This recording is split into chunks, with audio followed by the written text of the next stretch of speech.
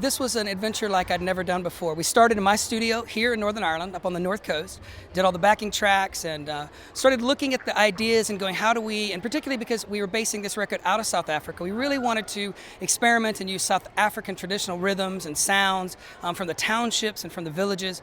And then we took those backing tracks and went straight to South Africa and spent an incredible week there recording with the young African voices, all of whom grew up in the African Children's Choir and are now older, some of them 12, 13, many of them up as old as 18. And then from there, we took our little mobile studio. We were putting mattresses against the wall and all sorts of crazy stuff. We then took our little mobile studio, flew out to Vancouver, and then in a playroom that actually originally was a boardroom where the vision of the African Children's Choir was first brought to life 30 years ago, where Ray Barnett, the founder and president of Music for Life in the African Children's Choir, where he first shared the vision of the African Children's Choir, we actually got to record in that very room. So it was there was just a real sense of history about the recording, and the children and the young adults did an incredible job. And I think the record has already had wonderful reviews. We're really proud of the outcome. But I have to say what I'm proudest of is the incredible hard work of the children. They brought a passion to the recording that was unlike any record I'd ever made before. We wanted to try and make the recordings authentic as possible. Sometimes recordings can be, it sounds like it's some white blokes from Europe that are making African songs.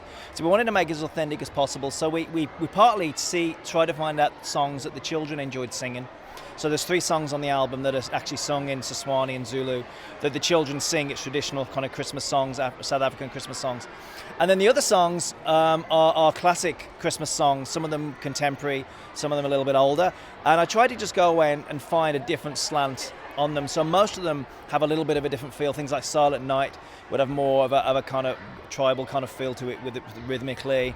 And Breath of Heaven works really well with the cello.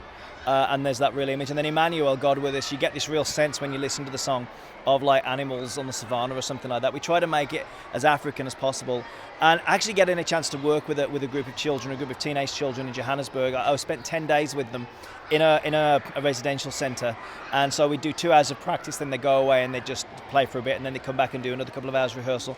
And after 3 or 4 days, we had them in shape, and then Tre arrived and we recorded it. And the whole process was just one of the best. I said to my wife when I got back, it was probably the best 10 working days of my life, just the experience of hanging out with the kids, getting to know them, becoming friends with them, and getting a great amount of work out of them, and a really good quality album. We're really, really happy with it.